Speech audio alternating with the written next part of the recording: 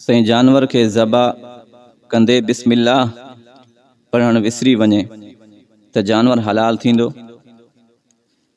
जानवर के ज़बा करण जे लाइ बिस्मिल्लाह अल्लाहु अकबर पढ़ण ज़रूरी आहे। जेकॾहिं ग़लती सां कंहिं शख़्स न पढ़ी आहे या उन खां विसरी वई ज़बा करे यो बाद में यादि आयो त इहो ज़बा थियल जानवर हलाल आहे। शर्त इहा आहे त उहो ज़बा करण वारो मुसलमान हुजे।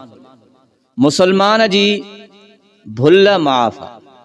मुसलमान जेकॾहिं भुल में बिस्मिल्लाह नथो पढ़े यादि न रहियो त उन जो ज़बा थियल जानवर हलाल आहे। जेकॾहिं भुल न आहे यादि आहे पर पढ़े नथो ॼाणी गुजी नथो पढ़े त अहिड़ो ज़बा थियल जानवर हराम आहे। मुफ्ती साहब, छा औरत मोबाइल में कंहिं मौलवी या मुफ्ती साहब जो बयान ॿुधी सघे थी? इस्लाह जी नीयत सां कंहिं भी आलिम सगोरे जो बयान ॿुधणु इहो जाइज़ आहे उन जे लाइ।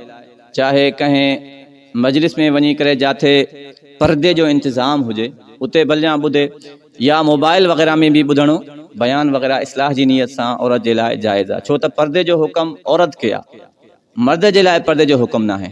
बाक़ी जंहिं जगह ते फितने जो अंदेशो हुजे, का औरत जेकॾहिं कंहिं आलिम सगोरे के ज़्यादा मोबाइल में ॿुधे थी ऐं ज़्यादा ॿुधण सां दिल में नाजाइज़ ख्वाहिशात, तसव्वुरात, ख़यालात पैदा थियनि था त पोइ उन जे लाइ उन आलिम जो बयान ॿुधण बि जाइज़ न आहे। बाक़ी इस्लाह जी नीयत सां मोबाइल में भी उन जे लाइ ॿुधणो जाइज़ आहे। मुफ्ती साहब, मस्जिद ठाहिण जी नीयत सां प्लाट ख़रीद कयो हो, हाणे उहो प्लाट विकिरो करे उन प्लाट जा पैसा ॿी मस्जिद में लॻाइण जाइज़ आहिनि या उन प्लाट में मस्जिद ठाहिण ज़रूरी आहे? जॾहिं को शख़्स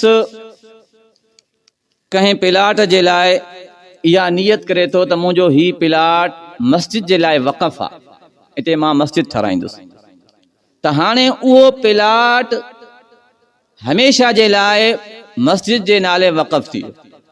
उनखे खपाइणु, वेचणु या उनखे तब्दील करणु इहो जाइज़ न आहे। जंहिं भी जगह ते वक़फ़ करण वारे शख़्स मस्जिद जी नीयत सां वक़फ़ करे छॾियो, उन प्लाट खे वेचण भी जाइज़ न आहे। या कंहिं भी फलाही कम में, मसलन तव्हां वक़फ़ कयो प्लाट जे लाइ, बाद में तव्हांखे ख़्याल आयो मस्जिद जे लाइ तव्हां वक़फ़ कयो हुयो, बाद में तव्हांखे ख़्याल आयो त मस्जिद भी सवाब जो कमु आहे ऐं हॉस्पिटल भी सवाब जो कमु आहे, त हाणे इन जगह ते मां का अहिड़ी हॉस्पिटल ठारायां जेकी मुफ़्त में इलाज करे, या को सरकारी स्कूल आहे, या कोई भी अहिड़ो फलाही कमु आहे उहो हुते शुरू करायां, त यादि रखो जेकी शइ मस्जिद जे लाइ वक़फ़ थी वई उहा हमेशा मस्जिद में ही इस्तेमालु थींदी, उनखे वेचण जाइज़ न आहे। जेकॾहिं वक़फ़ करण वारे शख़्स इहा नियत कई हुजे त मां ही प्लाट मस्जिद जी नियत सां वक़फ़ कयां थो, पर ज़रूरतन मां इन प्लाट खे खपाए करे ॿी जगह ते भी एतिरो ई प्लाट ख़रीद करे उते मस्जिद ठाराइण जो भी मां इहो शर्त रखां थो, त पोइ अहिड़ी सूरत में जेकॾहिं अॻिते हली उन प्लाट जिथे मस्जिद जी जगह प्लाट वक़फ़ थियलो उते आबादी न आहे,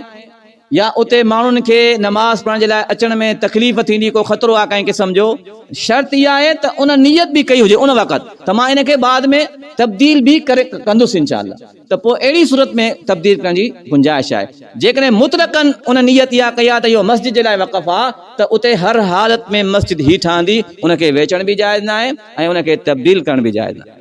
मुफ्ती साहब, हिकु बकरी अल्लाह जे नाले ज़बा करण जी नियत कई हुई, हाणे उहा बकरी 15 ॾींहं पहिरियां लॻी वई आहे, हाणे इहा बकरी ज़बा करण जाइज़ आहे या इन रक़म जी ॿी बकरी ख़रीद करे ज़बा कयां?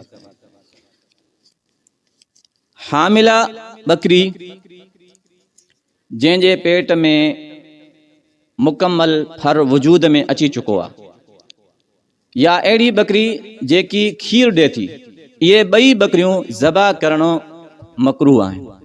छो त बहितर इहो आहे त इंसान उन मां फ़ाइदो वठे, फर ईंदो भी फ़ाइदो थींदो, खीर ईंदो भी फ़ाइदो थींदो। बहितर इहा त अहिड़ी इंसान बकरी ज़बा करे जेकी हामिला न हुजे, बाक़ी जेका 15 ॾींहं त ज़ाहिर आहे 15 ॾींहंनि में मुकमल फर तयारु न थींदो आहे, उनजो वजूद कामिल न हूंदो आहे। जाइज़ त हामिला बि आहे लेकिन कराहत आहे इन में। हामिला बकरी जेकॾहिं कंहिं शख़्स ज़बा बि करे छॾी आहे, उनजे पेट मां फर निकितो आहे त उनजो गोश्त बि बिल्कुलु हलाल आहे, कोई उनजे गोश्त में हुरमत न आहे। इहो अमल मकरूह आहे, इन करे त तव्हां हिकिड़ी नेमत ज़ाया करे छॾी, उहो फर थिए आहे, नसल वधे आहे, त इन एतबार सां इन में कराहत आहे। बाक़ी ज़बा जेकॾहिं हामिला बाद मरतबा तव्हां ॾिठो हूंदो त माण्हू शादियुनि में या क़ुर्बानी में मेह वग़ैरह ज़बा कंदा आहिनि, ज़बा करण खां बाद में उन्हनि खे ख़बर लॻंदी आहे त इहा ॾुकी हुई, पहिरियां ख़बर न हूंदी आहे। त हाणे उनजो गोश्त हराम न आहे, गोश्त हलाल आहे। ऐं उनजे पेट मां जेको फर निकितो आहे, जानवर निकितो आहे, उहो जेकॾहिं ज़िंदा हुआ त उनखे बि सीर ॾेई करे हलाल कयो वेंदो। जेकॾहिं उहो मुर्दा निकितो आहे त पोइ उहो हराम आहे, पोइ उनखे इस्तेमालु नाहे करिणो। अल्लाह सां सम्झण जी तौफ़ीक़ नसीब।